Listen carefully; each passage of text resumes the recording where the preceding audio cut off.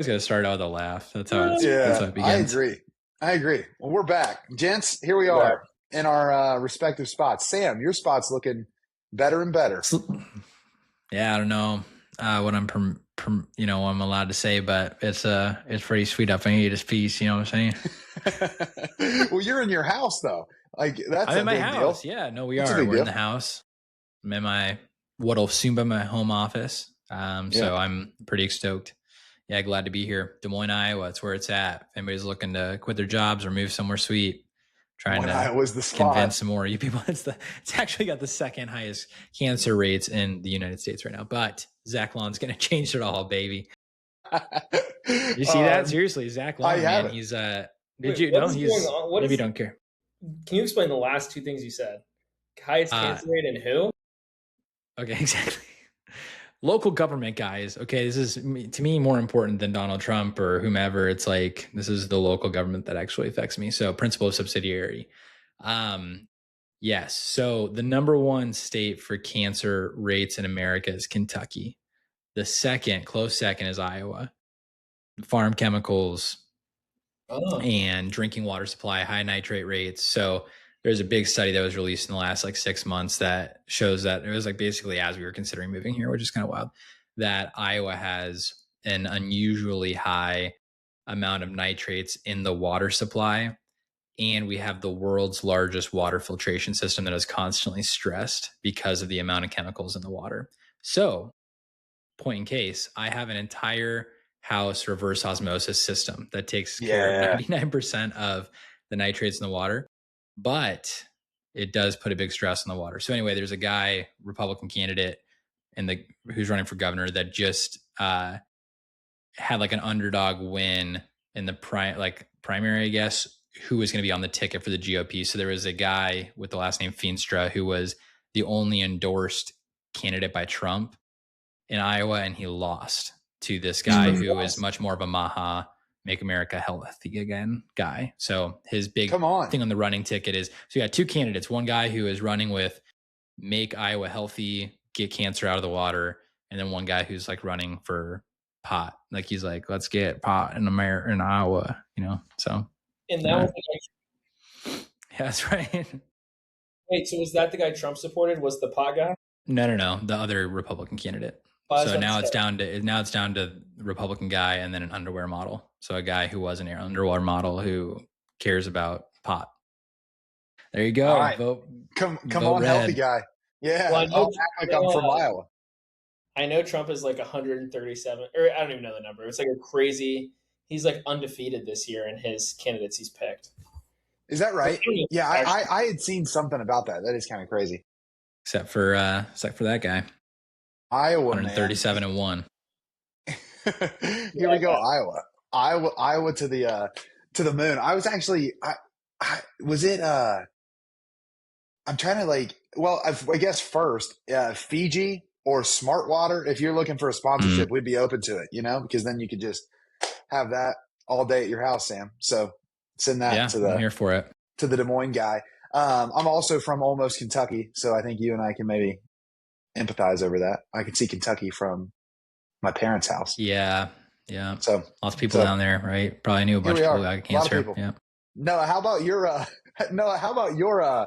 home office there? Is that a piano in the corner? That's my wife's piano. I don't go anywhere near it. You're a big pianist? What do you say? Are you a big pianist? What are you saying? Are you a big pianist? Gosh. I played for 2 years. I forget all of it. My wife plays a lot. But yeah, this is the piano's looking good. And then if you can see, I have a really ugly light right there that I always try to cut out. Yeah. But very soon, I'm going to be rocking the Sam Halligan setup. I mean, that's the way to go right there. You're looking good. You're just going to see, if you're watching, you're just going to slowly see us upgrading. Build it out. So it's going to be sick. You're going to be so glad we're not in person anymore.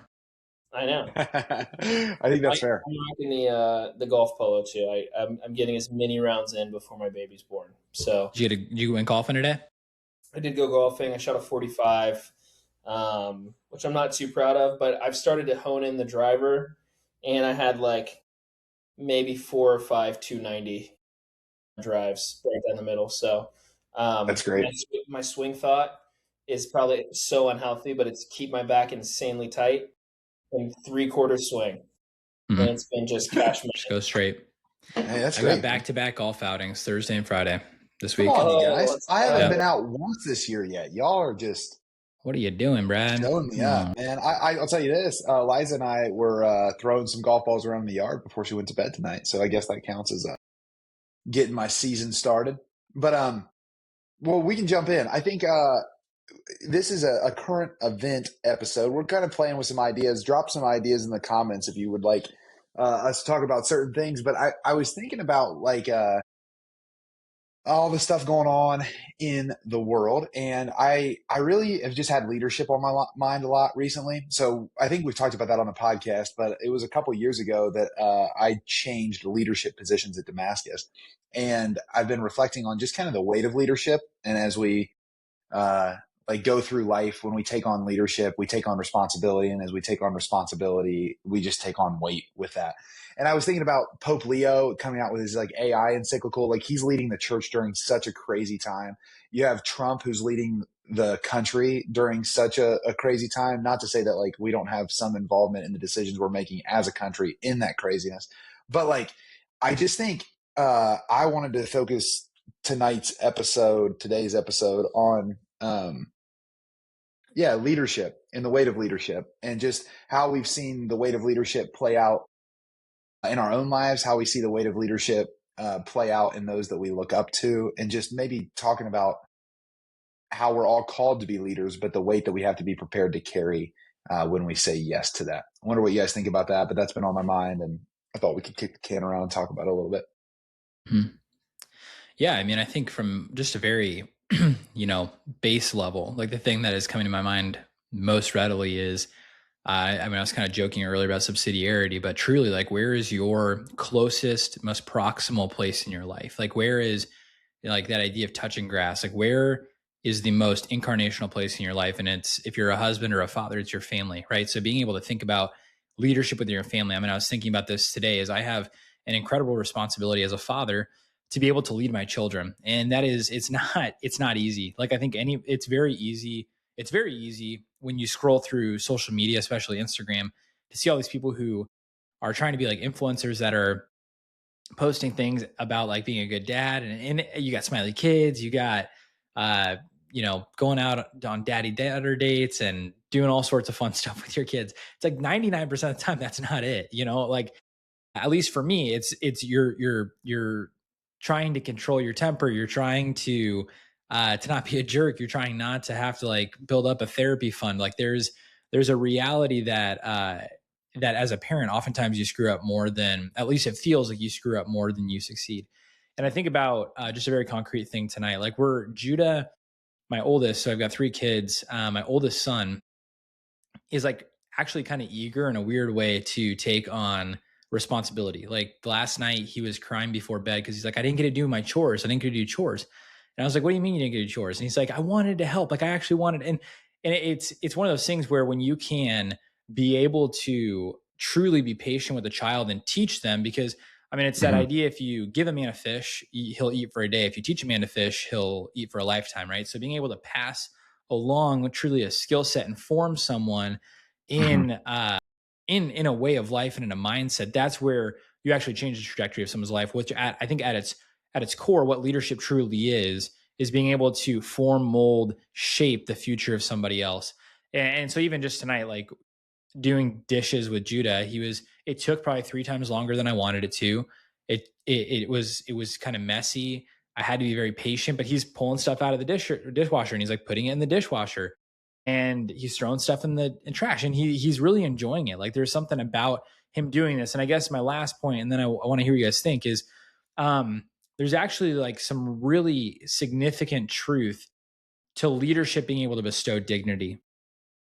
Right, so when you're able to see your role as a leader, not necessarily doing things for people and being a Zamboni for other people and just like moving problems out of the way for people, but actually leadership as empowerment, there's something that changes there, right? Being able to think about, wow, as a child, I am, or as a child, I'm forming my children in in a way of a future, habits and virtue. And it's needed, and it's actually dignifying for a child to assume responsibility in their life. So anyway, those are my thoughts. Yeah, I love the family point, because I think there's I know that you're about to step into this, Noah, but like, just when you take your kid home for the first time, so Sam has 3 and then I have little Eliza, like, it is crazy to me. Like, you have to have a license for everything, but like, whenever you have a baby, they make sure you put the like car seat in the car appropriately, and then they're like, see you later. And you're like, wow, I don't know if anything can fully prepare me for this. But I also think that's true just in being a spouse as well. Like, I remember, like, after proposing to Nina, thinking through engagement about, like, you're trusting me to lead our life. Like, that's a crazy thought, So yeah, I love the subsidiarity point. I wonder what you think about it, Noah, but I think the point of family, because obviously if you're not getting that right, your leadership in all the other areas is going to suffer, or maybe it's going to succeed for a while until your virtue flaws show through. Yeah, this is Sam. I love what you said and what you shared about Judah. That's freaking. He's riding without training wheels too, right? I saw a video. Dude, that was sick. Did you guys see that? Did you? I'll send you it to you, Noah. The quick aside, and then you can get into it, is this is like the stages of children, because right now Judah is going to be 6 in July, and where he was, I mean, you guys were my small group. Like, you used to hear me every week come and be like, I hate Judah. Like, he hates me. We are just like, Judah's we're just like this. He's so hard. I'm like, God, give me grace to love my son. Leo is at that point right now. Like, I mean, he'll be like, he just gaslights me all the time. He's like, I want French fries. And then we like make him French fries. He's like, I hate French fries. And then like 2 minutes later, he's like, why'd you make me French fries? I'm like, because you asked for French fries. Because you asked for them. But Judah literally, on Saturday or Sunday, he's just like, comes up to me and goes, Dad, I want to do my bike without training wheels. And I was like, really? And he's like, yeah. And so I zip him off, and then he's like, I'm just going to go. And he just goes. Like, no, he didn't fall once. He just get on and start riding the bike without training wheels. And I'm like, I imagine myself having a bigger hand in this moment. Like, you always see people like on the hand, running with them. Yeah, running, and then them falling a few times. I'm like, no, this kid just literally flew. So anyway, quick aside, but it's like, it's pretty cool when you get like your kid gets to that age. So anyway, it's the best. Like did you guys ever see the Office episode where Michael's where he's helping Phyllis's dad down the aisle? And have you seen that? Have you guys seen this? I probably will. Episode. So Michael's like, he like thinks he's part of the wedding party because he's helping Phyllis. Classic. All Phyllis did was ask him to literally, her dad's in a wheelchair, and all Phyllis asked him to do is just wheel him down.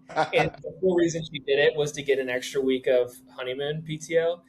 And so he's starting, he's so excited. He's trying to get all the bridal party pictures. He's like just being completely appropriate, like trying to be a part of it so much.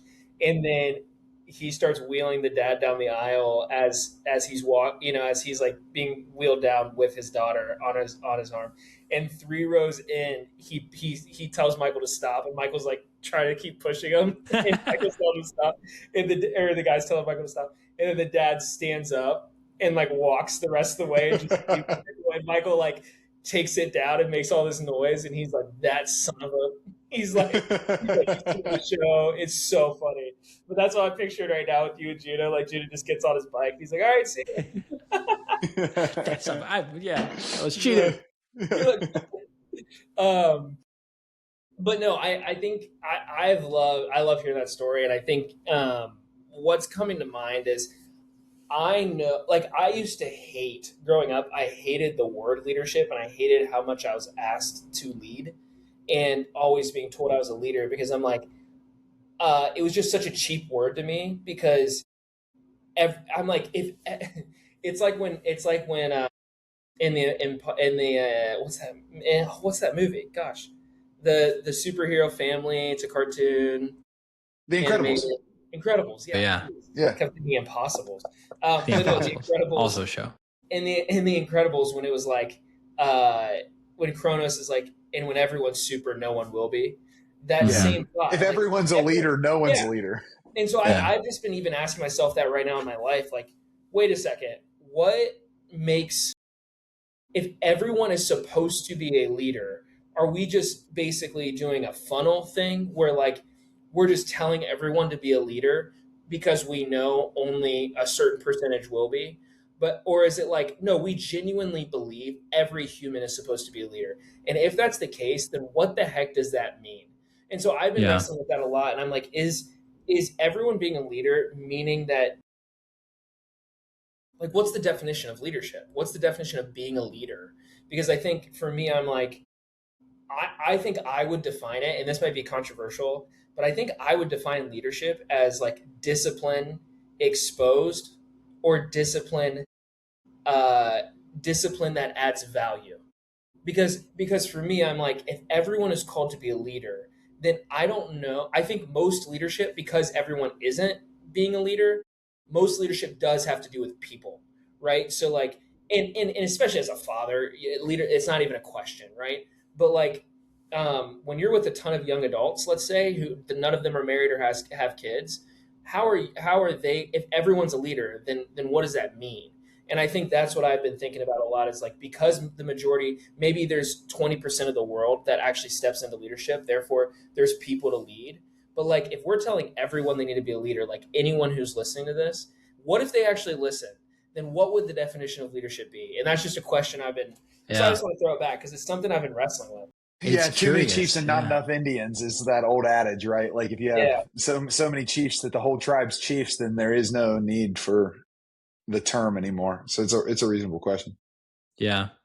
It's curious. Yeah, we just got one of those picture frame TVs and put it up last weekend, which was absolutely a pain in the freaking Djibouti to put up. Do you have one of those, Noah?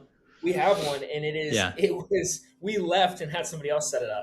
Yeah, dude, I'm gonna be honest. The stuff I got for my home office, this desk and the bookcase, I bought it from Wayfair, and you can, for like $70, you can pay somebody to assemble it for you. And I was like, hell yeah! So I did it. And dude, bro has put together 60 different projects in the last couple months. Took him 2 hours. I'm like, you know what would have happened if I did this? I would have probably punched a hole through my wall. Yeah, and then you would have to put the bookshelf over the hole. Right. And so it's like one of the, but the picture frame TV. So we got it put up, and it was like one of these, it was crazy deal. It was a Samsung frame that was the floor model at Costco. And so they're normally priced like $1,600. We got it for $800. And I was like, this is sweet. So what comes with it though is 2 years free to the art store on Samsung's art store. And so we had it, and I was going through, a lot of the pictures are just garbage, especially this, like, we're filming this in June. There's all sorts of stuff. It's like, can I have a picture of the Sacred Heart of Jesus and not some rainbow flag? Like, this is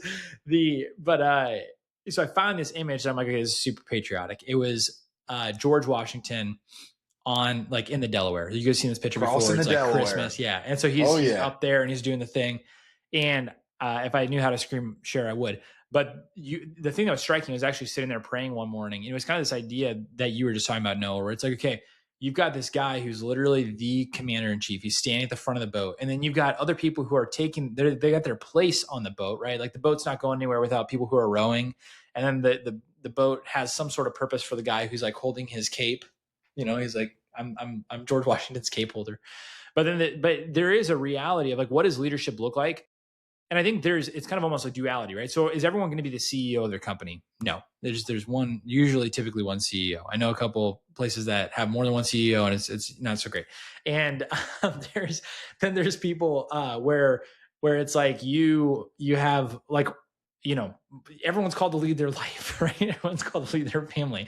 And so everyone does have like personal leadership, like self-discipline, self-leadership.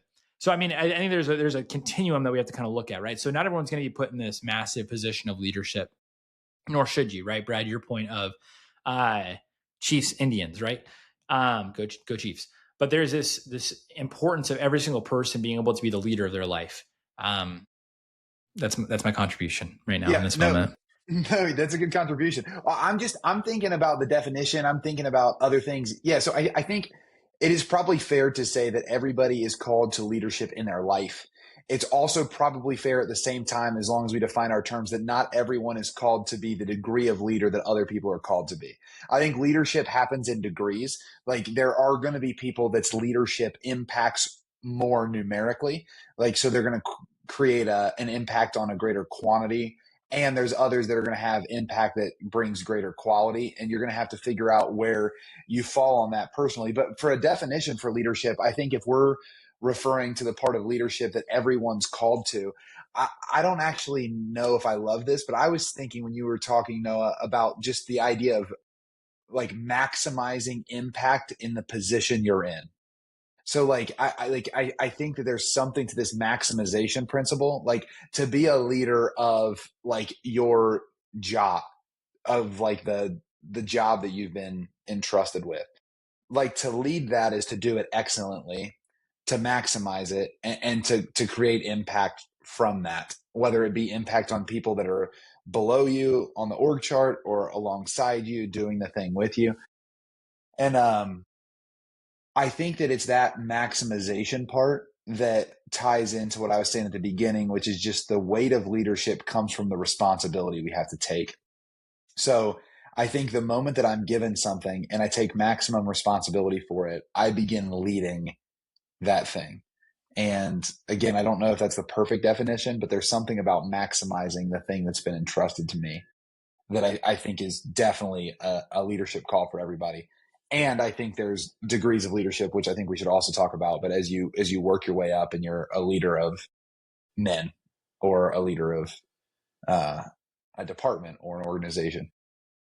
Yeah, well, and that's why I think that's why I do like this idea of discipline that adds value, because but I also like ownership too, like ownership that adds value. But I think it's all about first, which we talk about this all the time, but first, like setting a rule of life for yourself and following it and like holding to those things. Like who are you going to be and will you be able to own like who you are? Like I love the story of Jelly Roll was on Joe Rogan. I might have told this before, but it was just such an amazing episode when he was talking about his weight loss journey, because how much weight he's lost, like is it like it's crazy. 200 or 300 pounds. He's lost so much. That's probably made up. I need to check that. But he lost a stupid amount of weight. Yeah. And he's lost an entire human worth of weight. Yeah. And he said that he tells the story of basically Joe was like, how did this get started? And basically what Jelly Roll says is he was like, there was just a day where I just got so sick and tired of lying to myself. And he said he's like, I'll never forget it. It was pouring down rain. And I said, and I had been saying I was going to go walking. He's like, I was just going to start walking. And he's like, I've been saying this for so many days. And he said it was pouring down rain. And he basically was looking outside and he's like, I've lied to myself so many times. I'm not doing it today. And he talks about how he walked and then he was coming on his way back and his whole family was out in the rain cheering him on as he was like walking and almost walking back into his house. And he said from that moment on, that's just all he needed to just go, because he was just sick and tired of lying to himself. And I think that's a great example of like leadership in the sense of it's like you have to let your yes mean yes or your no mean no. And you have to be someone who, when you say that you're going to do something, most importantly to yourself, you do it. And I think that's why it's so important. And I think that's where leadership starts.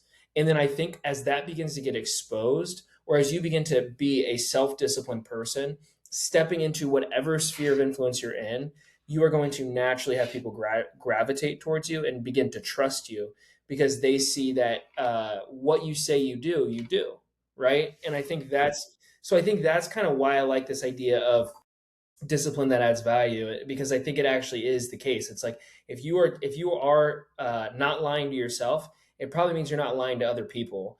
And if you're not lying to other people, people begin to trust you and want to listen to what you have to say, because it breeds authenticity, right? Like we had the Shirt Singers on and they talked about, they're like, look, if you hear anything we say on this podcast and then come and watch what we do, it will be more extreme than what we say we do, right? And I think that is like, how many of us can say that? Not me. I know that I get fired up about a million things. And I if somebody came and followed my life, they'd be like, he's trying. Like he's trying. but they wouldn't be like, wow, that dude is more radical than he even talks about. And I think that those are the types of people, when you meet those people, like the shirt singers, you meet them and you're like, yeah, I would, whatever you tell me to do, I would go and do. I want to follow you because I know you don't lie to yourself and you're not lying to me. Yeah. And So because of that, you build credibility with yourself, right? So even just talking about personal leadership, self-development, Mhm. I mean, this is something that I don't think I spoke to during that episode with them, but it was something I've thought about and have been like reflecting on, is every time you tell yourself you're going to do something and you do it, like it begins to foster within yourself a sense of credibility that you know exactly who you are. Like you're like, okay, I'm going to work out tomorrow.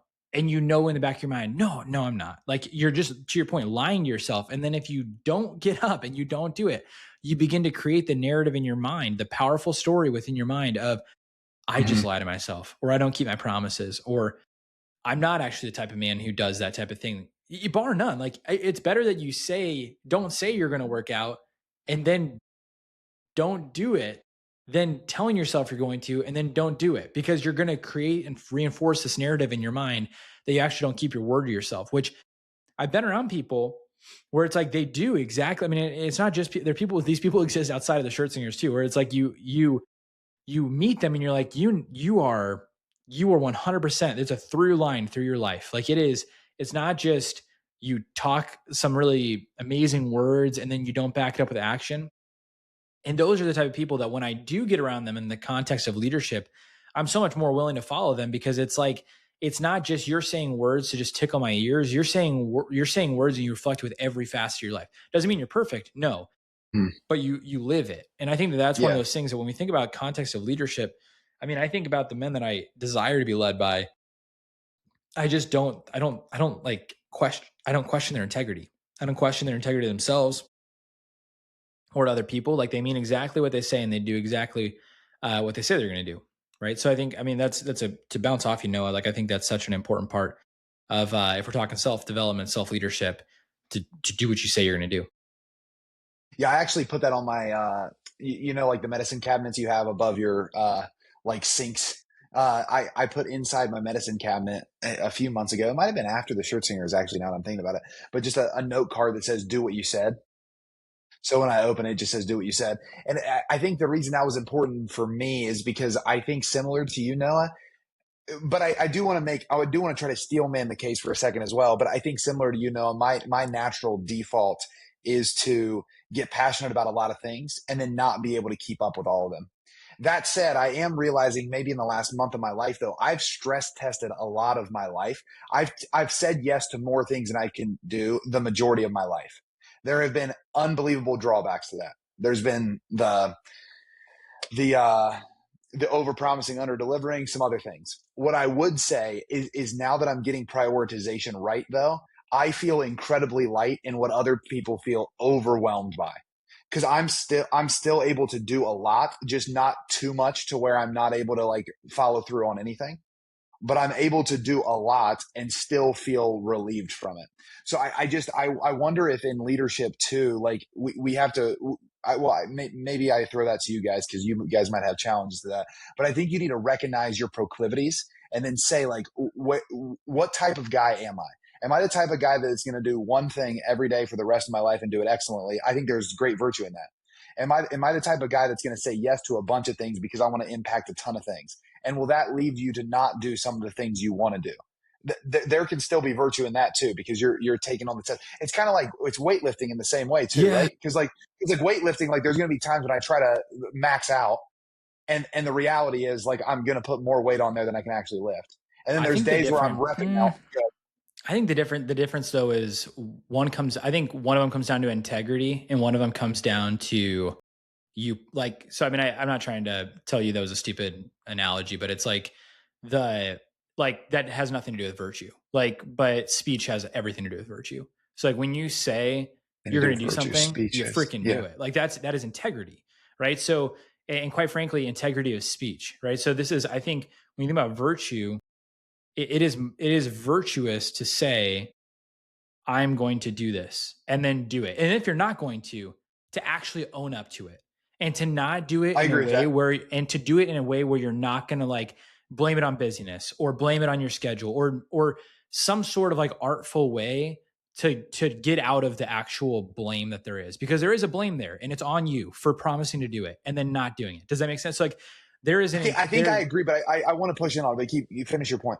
I guess what I'm trying to say is like so it is not the same thing as like, oh, I'm going to try this thing and then like fail at it, because that's like, if you're trying for a PR on bench or squat or whatever, it's like, and then you fail, it's like, good, you were trying to expand your capacity. That's a good thing. But when you think about the areas of your life where your word means something to somebody and it's a reflection of who you are, it's truly a reflection of your character, because out of the fullness of the heart, the mouth speaks, right? So if you speak words that are untrue, or if you speak words that you can't actually follow through on, that says something about your heart. That says something about what's going on here, mm-hmm. right? So again, I'm not saying that you can't make mistakes or you can't miss an appointment or that you can't do like not follow through on something. But when you do, or when that situation arises, to not do what 99.9% of people do, which is, shoot, something came up. You're lying through your freaking teeth. Nothing came up. You overpromised. Yeah, you dropped the ball. Hey, I can no longer keep the commitment that I made to you. That is true. I can no longer keep the commitment I made to you.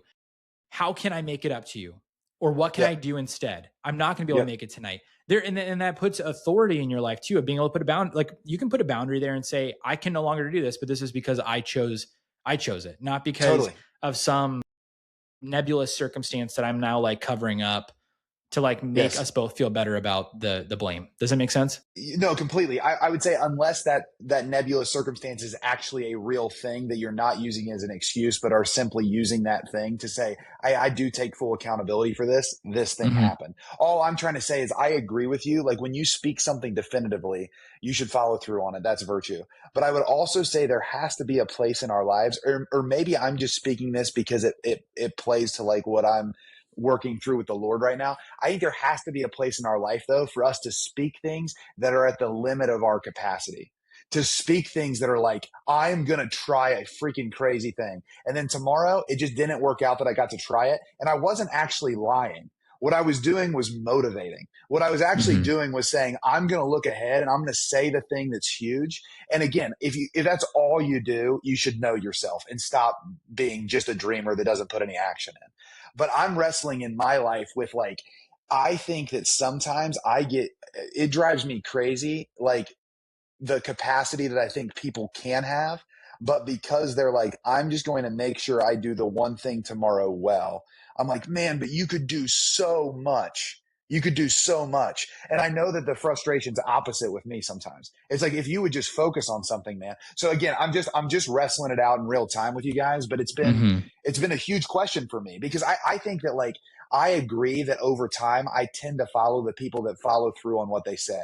But I really, really say yes and get behind people that are like, let's do something impossible next week. And the reason I do that is because there's something to that adventure that invites my temperament, or it might even be my vice, but like it's at least true. I guess I'd be curious if those same people in your life that inspire you in that way, when they don't deliver, which is inevitable, if it's not one of the most wounding, frustrating, angering things for you as a person. Why? Yeah. Because you desire you desire integrity. I think so. I think I desire integrity, but not at the expense of a word that I'm not finding easily. I guess not that they're competing, not that motivation and integrity. I'm not saying that, but I think we have to kind of create dichotomies when we're talking about things like this. Let me be kind of like direct. Okay. So Brad, last night, you sent a text to Noah and I. We can't do the podcast. Something's come up. Well, actually, real quick, phone call, not text. All I'm saying is I made an intentional decision that you did. So you I called you and then texted you that you didn't answer. Yeah. Great. Yeah. So whatever. Okay. I called you back. I wasn't trying to throw you under the bus. I wasn't trying to, I'm not trying to embarrass Brad. I'm only saying that because in my heart, I like actually in the process was like, I'm going to give a phone call. So it's voice to voice, not just text. Great. But thank you for that. Yep. I wasn't trying to embarrass you. I'm trying to pull out something. No, I don't feel embarrassed, but I did have to say it. Yeah, great. So that situation was a legitimate circumstance. There's something that came up at work that you couldn't avoid. Like that responsibility takes more than that responsibility takes a greater precedent of following through on your word than a hobby does. Like this podcast, for all intents and purposes, right now is a hobby. This is a side thing we do. We're passionate about it. We love the people that listen to it. But your responsibility was first and foremost to the job that you have, right? So that's what you did. You made that call. I am not mad about it. We're here tonight. I love you. Okay, so there was integrity in your speech to do that. The thing that I get frustrated with, though, is like when people in our lives, and I know this to be true because I've had conversations with you about it, there are people that lead us, that inspire us, that tickle our ears, that it's like they give us this grandiose vision, and then every other moment in their life, they cannot remember to do the most basic things in your life, right? So it's like, I guess what I'm trying to say is, and maybe this could be just personal preference, I believe, though, that the person who is more holy, the person who is more whole, the person who is more virtuous is the person who does not promise more things and then not deliver on them, or the person who paints these, we're going to go do these amazing things. Yeah, let's all go do it together. It's the person who actually backs it up with action, right? So again, I'm not saying you can't make a mistake or that things can't come up in your life, but I'm saying like, you've got to really question your heart. If several times a week you have to apologize to somebody because you can't make a meeting or appointment, something ran late, whatever those things are, that's an integrity issue. That's an integrity issue. That's a virtue issue. Yep. Yeah. Go ahead. No, what do you think? Yeah, let me just throw because I think this is a fun conversation because I think the thing that I am wrestling with is it a preference?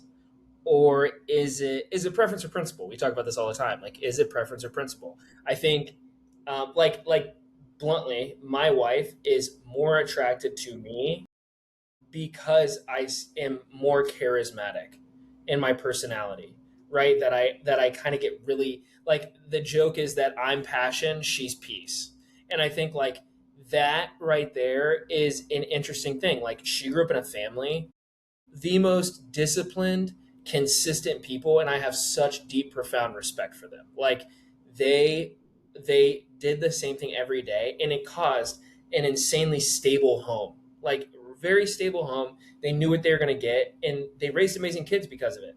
And I have so much respect for that.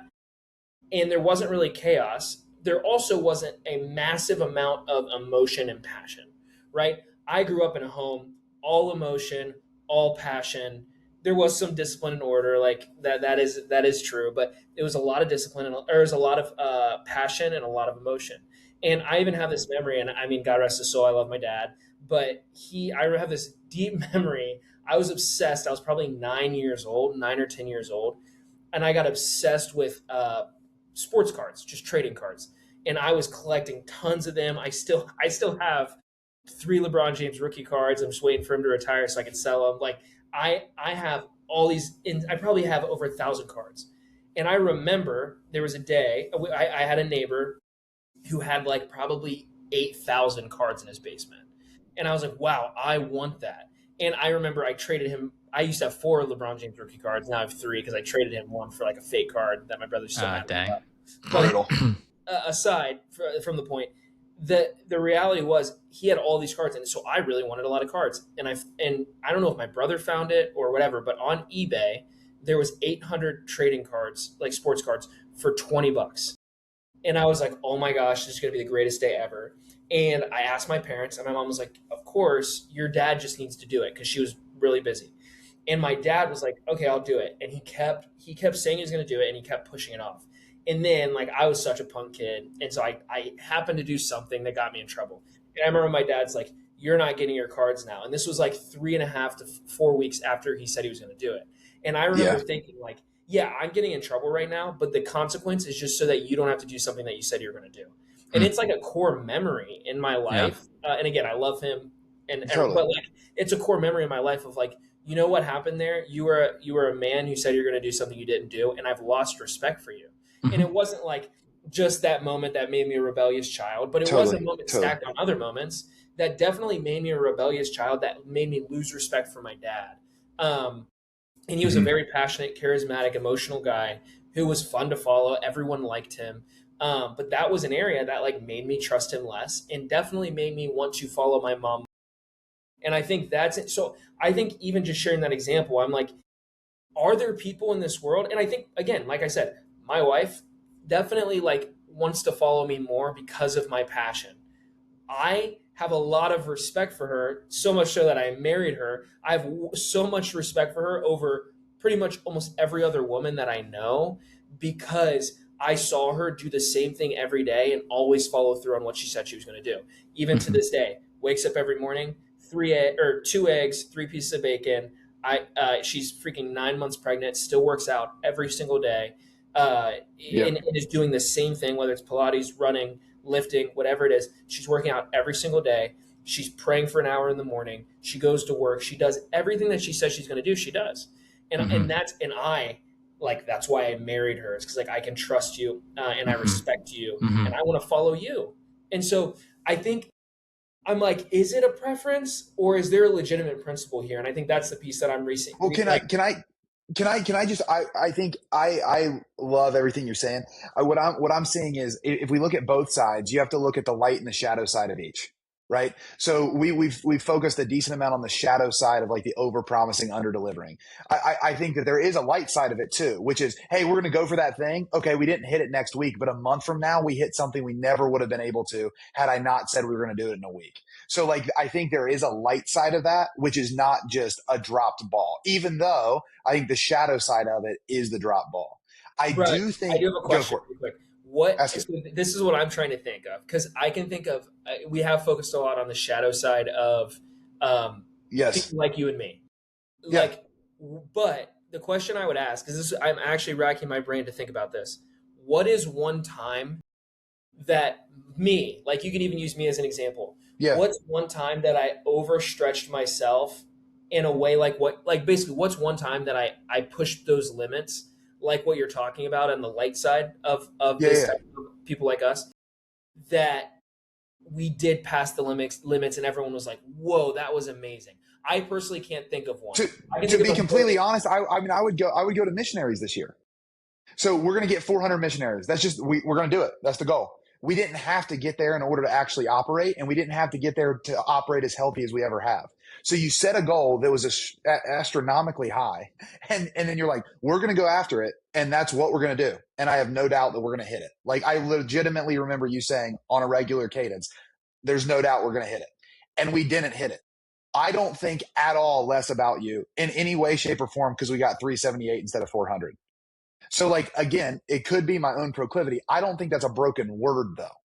Like, I don't think you actually broke a promise. You spoke an effort. Like, I'm going to go after this. Come follow me. And we didn't hit it. So that would be, again, you asked me, that's the like first thing I'm thinking of. But I do think that has a place because the other side of it to me is like, really quick, I do think though, and I'll just say this and leave it there. I feel like I broke a promise. Because I'm like, I know you do. Well, I feel like that when I say things like that too. I'm saying that as someone who would have a proclivity to think you broke a promise. But I'm really in a season where I'm like, I don't understand what the benefit of saying that's a broken promise is. You had an entire team that followed you after a thing that you declared we would get to. You didn't get to it, and we're still healthier than we've ever been. Well, so to me, it's like, what are we? Yeah, go for it, Sam. It's okay to admit failure, though. Like, I mean, I agree. I agree with that.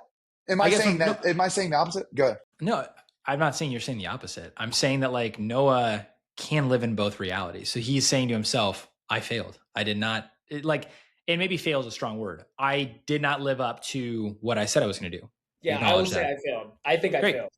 I think so too, but I would rather you say 400 and get to 378 than 300 and get to 290 because that's the capacity issue of life. And we do that all the time. Men do that all the time. They're like, tomorrow I'm going to do this one thing and I'm going to do it great. It's like, great, you did that thing. That makes you a really valiant, integrity person. But you did one thing and you could have tried to do 12 and did 8 and it would have still been more than your one.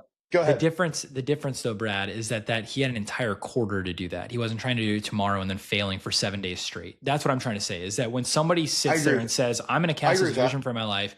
And now I'm like, no one, like you have to be smart about it. Right. And I have no doubt that Noah, you designed a very smart goal and things come down to like a team. Everyone knows that within a context of a business or an organization, it doesn't, I mean, it's nice to say within leadership that everything rises and falls on the leader. I guess to some degree it's true. But there is a reality where you're delegating stuff to people who it's like they might have sucked at the job or not followed through on this one thing. And that's the reason that it failed. But there's also a reality that like I have more respect, I think, in that situation where it's like you had 3 months to achieve a big, hairy, audacious goal. You didn't hit it, but you got close.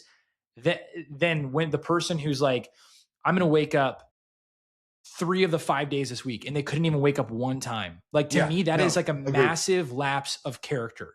Like you can't even do one damn thing for like you can't hit a goal for 3 out of 5 times this week. Like that type of thing is like there is a massive character flaw in your life, and you have to acknowledge it and then move forward in it. So like I guess what I'm trying to say is there are spectrums to this thing. So casting vision and missing vision, like if it's well thought out, a smart goal, I have respect for those people, even if they get close to it. Not when somebody's like, I'm just going to do this, and then and then they get nowhere close to it, or even have any semblance of an effort of trying to get to it. I agree. No, I do agree with that. No. I think this might be a question that helps us a little bit. Totally. There's 2 goals I missed this year. We needed to get enough people in the organization so we could open up this camp and run a new camp on the East Coast. I failed to do that. We needed to get enough people to go to our summer camp on the East Coast.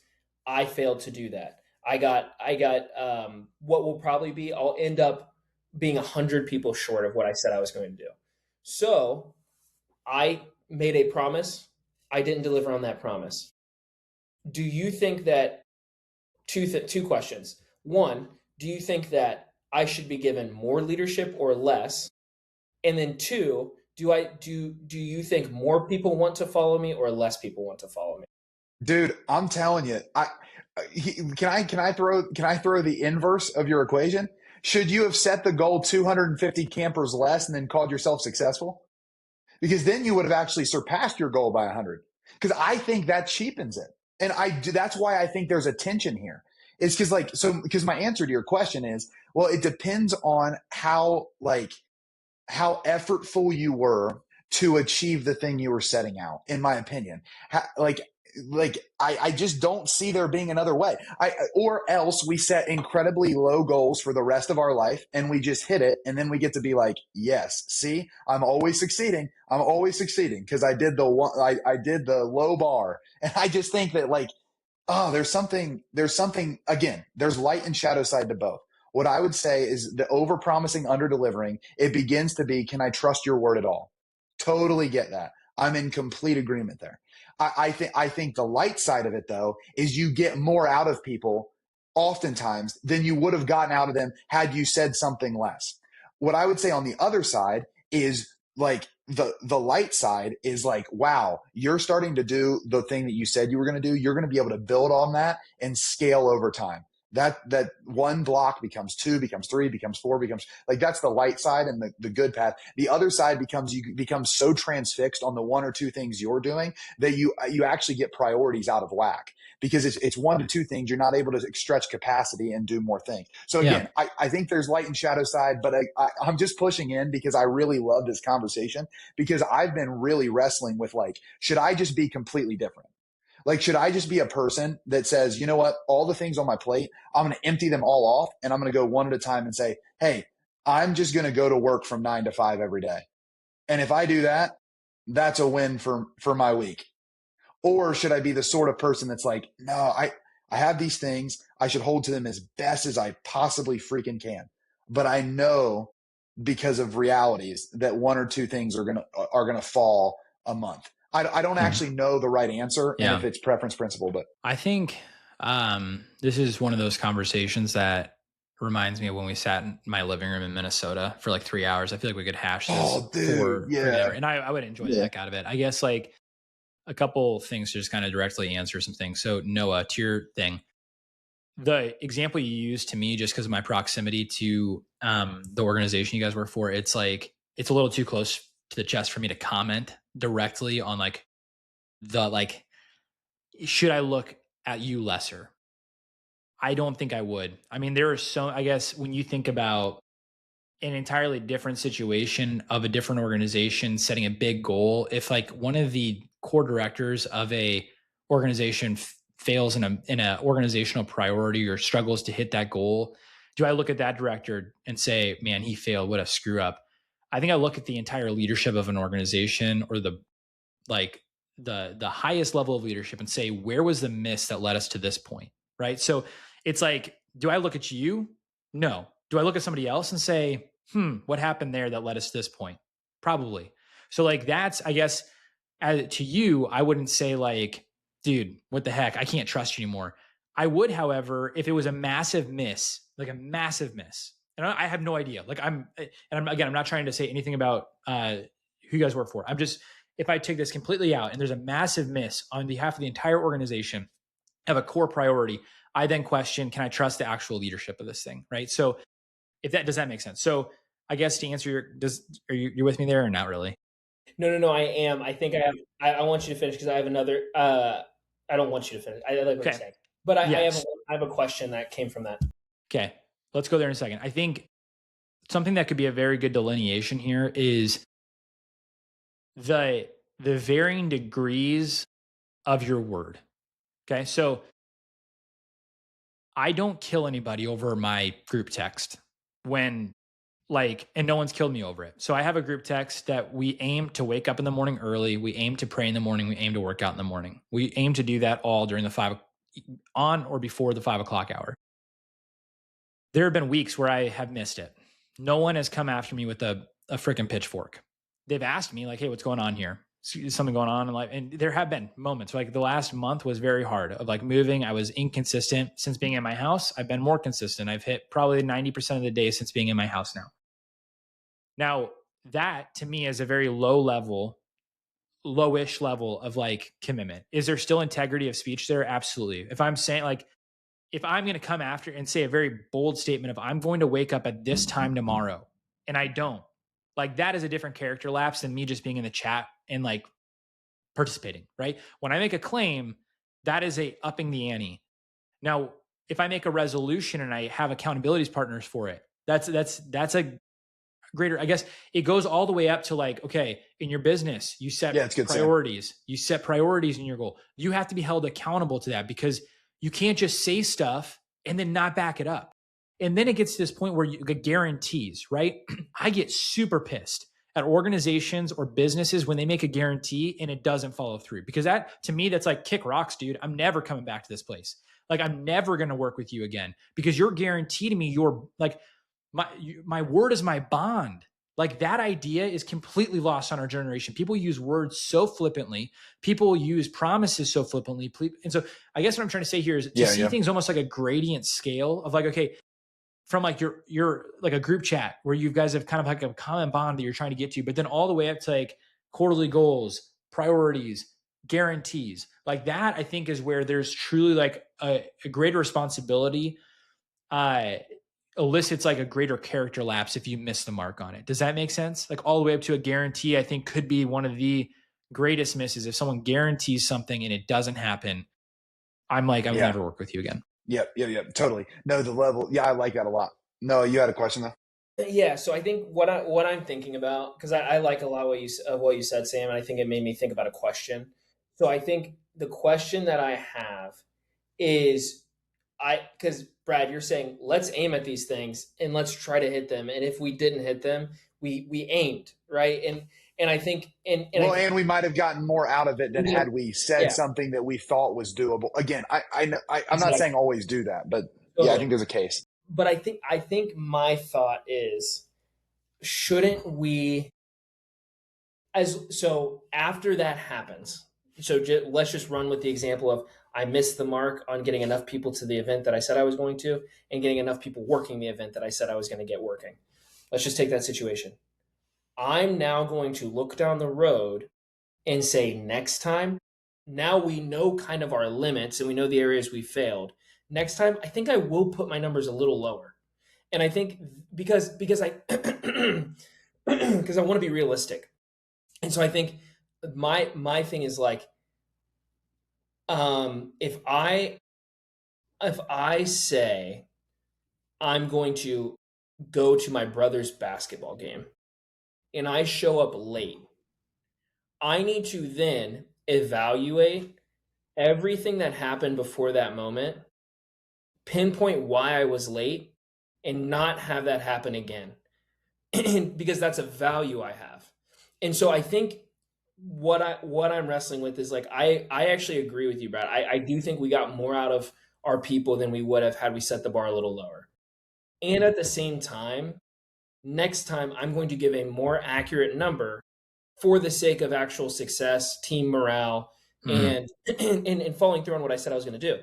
And so I think at the end of the day, I'm like, is it actually is the answer still that we want to get as accurate as possible? Because I think it has something to do with like we probably need to look at the values in our life and be honest at every tier.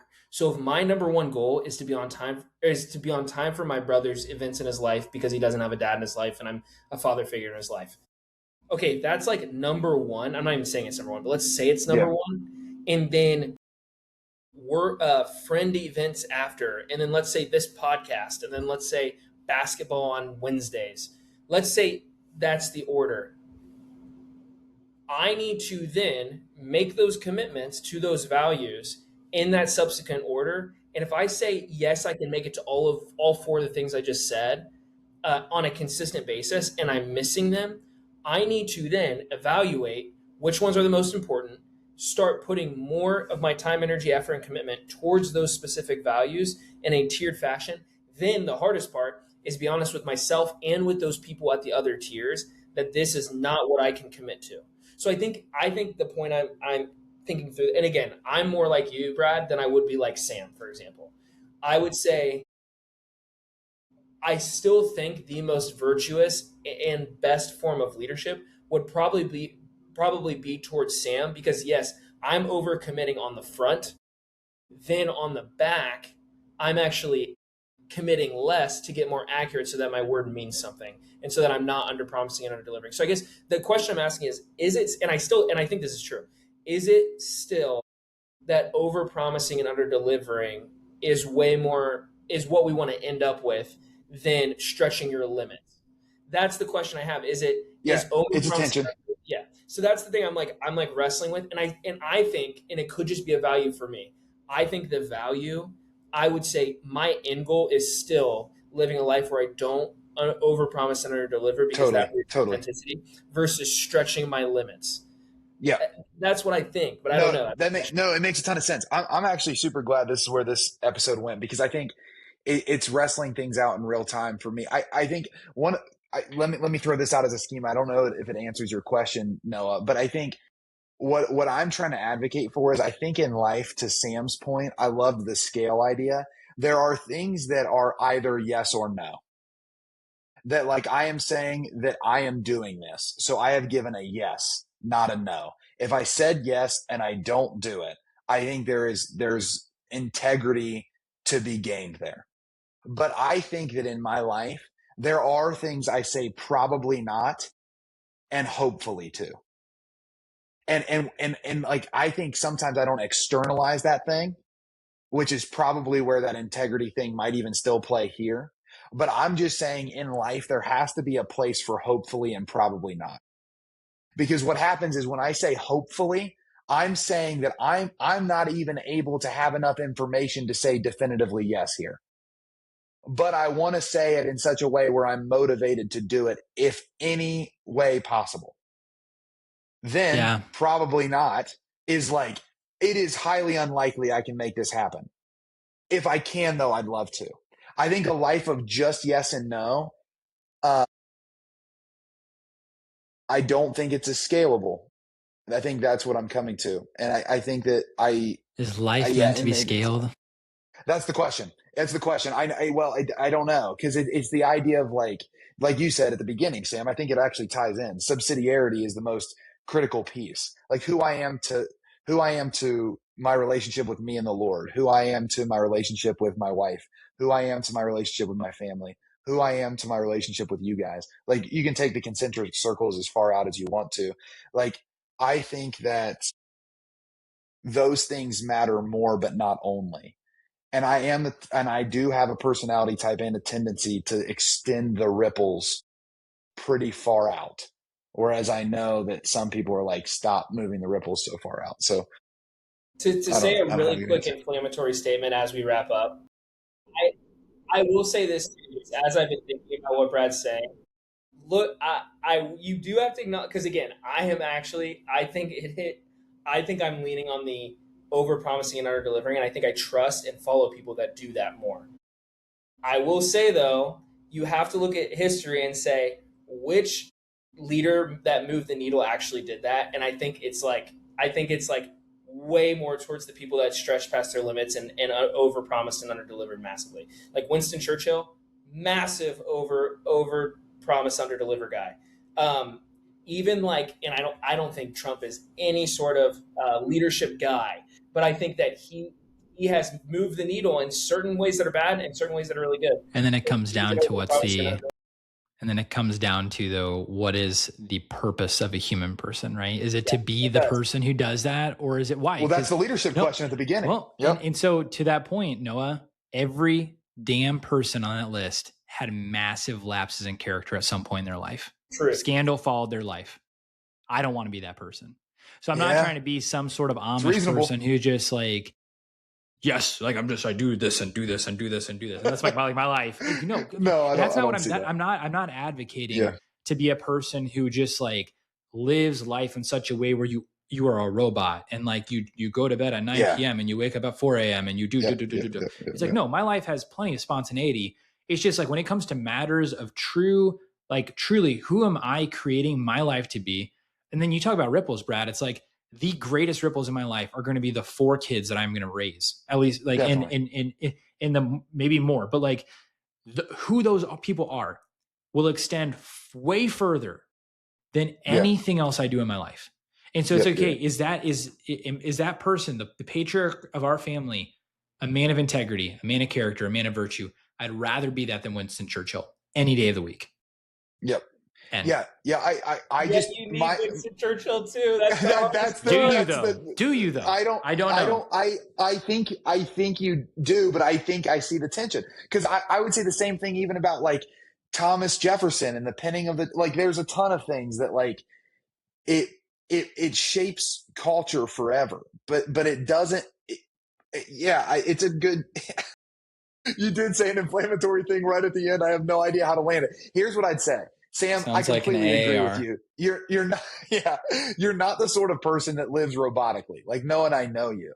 I think that in the same way, I don't tend to like a caricature that I can find myself putting on even myself, which is that I'm just all talk, because that's definitely not true. And so it's this weird in between where I know that I talk more than I do, but I do a lot. And so it's like this like wrestle in my life of like, man, should I just say I'm going to do one thing and do 5 and then consider myself the greatest human to ever live? Or should I say that I'm going to do 7 things and do 6.5? And it's probably the first, but it's really hard for me to get my like absolute, I don't know, my absolute commitment around that. Any final thoughts? This is another. Don't throw another one. This is my final comment. I think this is a very radical hot take, and just let me explain it for a couple of seconds. I do think this might be why the church for so many years was families who were kind of laity, who were laity, who were kind of pay and obey, pray, pay and obey, and then the clergy and the religious who were like the saints of the day, who were the major leaders, because they had less people to answer to on a familial basis than the lay person. And I'm curious if the churches, that's why they were the teachers, the leaders of the hospitals. They were like in the church's heyday, right? In the highest form of Christendom, the laity were very much doing like menial tasks and kind of putting their head down, doing one thing well, serving their family, and in a very idyllic sense, right? This wasn't necessarily what was playing out. But then the saints of the day were the ones that were kind of full sending it in a way that would allow them to not to be a more trusted leader because they didn't have to answer in a certain way to a family life or to menial tasks as much. It's a very inflammatory statement, but I think it could be actually the solution to what we're talking about is that those who are in a position, and this goes against like what we're doing here and what we're trying to do with our lives, but I'm like, wow, I wonder if those who are in a position that aren't leading families and kind of like provide first focus is provision for family, if those people are supposed to be more, hey, I'm never gonna overpromise and underdeliver, and then the clergy, the religious, those in the tradition of the church in that regard are actually the ones that are supposed to push past the limits. Throw the ripples wide. Yeah. Fun idea, inflammatory. Leave it there. Mm-hmm. Man. Sam, what you got? Tell me before I land it. We're going to go. I'm just going to keep all my comments for off the record. Let's just wrap it up. Love it. Yeah, we'll wrap it up. No, this is awesome. I think, talking about leadership. Leadership, it comes down to the question, is everyone called to be a leader? I think there's a certain way of asking that question where the answer is yes, and there's a certain way to ask that question where the answer is by degrees. And I think that if we're going to lead in our lives, we have to understand who we are and understand the faults we have and the strengths we have. And we have to wrestle out how much we're trying to stay in our own way of operating because it's comfort. And we have to decide how much of our proclivity to stay in our way of operating is actually because we think it's supposed to bring something and we need guys to wrestle it out with. So that's what we're here for. I think it's a great discussion.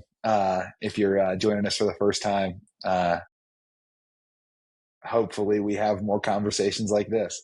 And so join us weekly. And if you're back again, give us some comments on how you like this episode, and we'll see you next week.